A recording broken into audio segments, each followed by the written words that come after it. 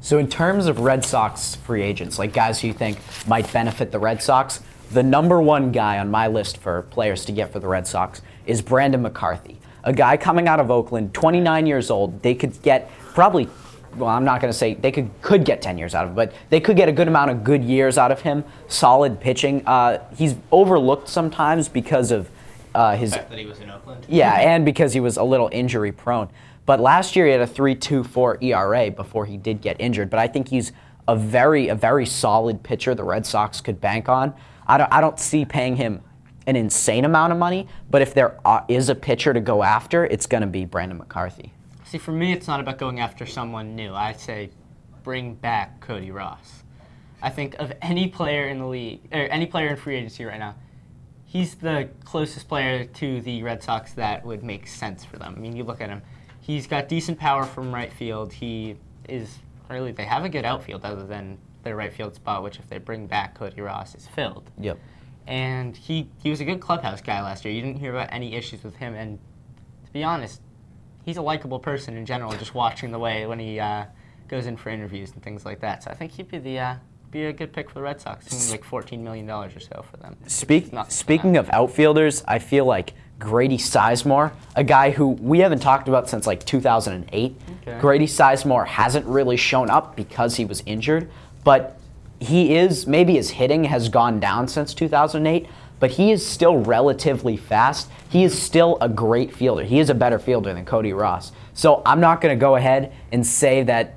Actually, I am going to go ahead and say that. I would rather them try to sign Grady Sizemore than Cody Ross. But it depends about the money. If Grady Sizemore wants more money than Cody Ross does, then I'm going to say definitely don't do that. But I feel like Grady Sizemore would want less money, and he is being pursued by less teams just because of his injury proneness. Same with Brandon McCarthy. All right. Now we're going to go over to the back talk set for the final word. All right, thanks, guys. So we're going to start with Benke.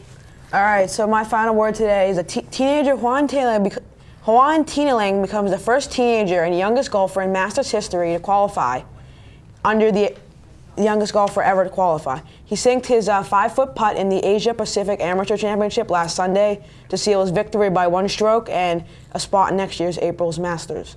China's newest face in golf has been playing for almost all his life. He's been playing since he was 4 years old, so it's more than half of his life. And he also recently converted to a belly putter, which is a putter with a much bigger shaft, almost like a hockey stick.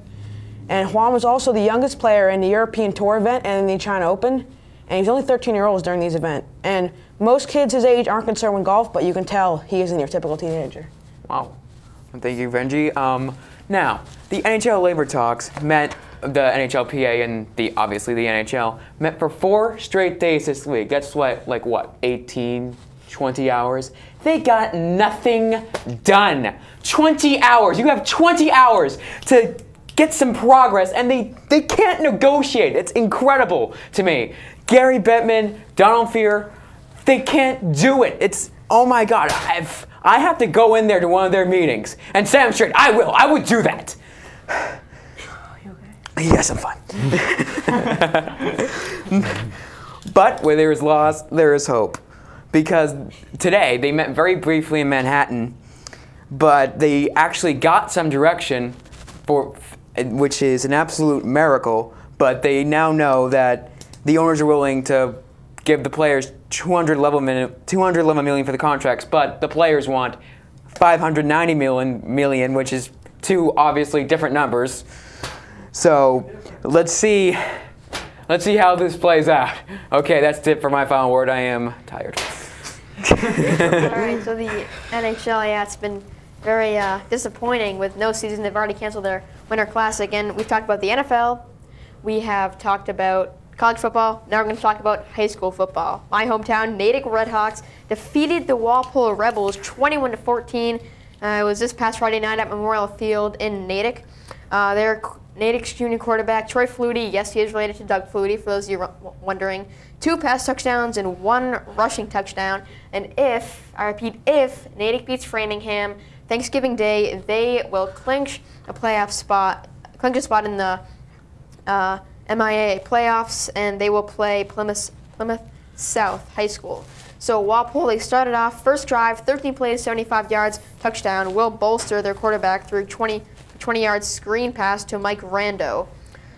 Later, with 15 seconds in the first, there was a high snap on a punt for Walpole, and it was first and 10 Natick at Walpole's 25-yard line. Next play, Troy Flutie with one of his pass touchdowns. It was 25 yards to Brian Dunlap.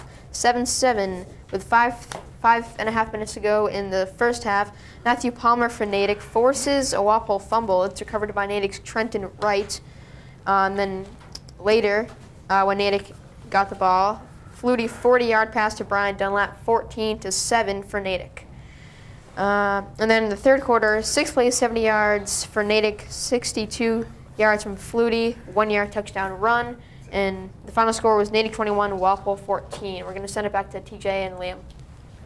All right, thanks, Jason. Now, my final word personally is about the emergence of Christian Ponder. You look at him, and this year he's just been, he hasn't been that rookie that you saw last year who was kind of meh all year, didn't really do a whole lot. This year he's been good. He's leading Minnesota to a positive record and hasn't really had any horrible games. I could see them possibly getting a playoff berth and a wild card spot. Tough division, though. My final word, it's disappointing, but I hope the Falcons see daylight again.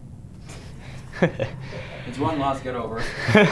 Hey, they could have got... Roddy White had to open... This week, Roddy White, Atlanta Falcons receiver, said, oh yeah, I think we can go undefeated. Jinx. This week, they lose to the Saints. Jinx, totally.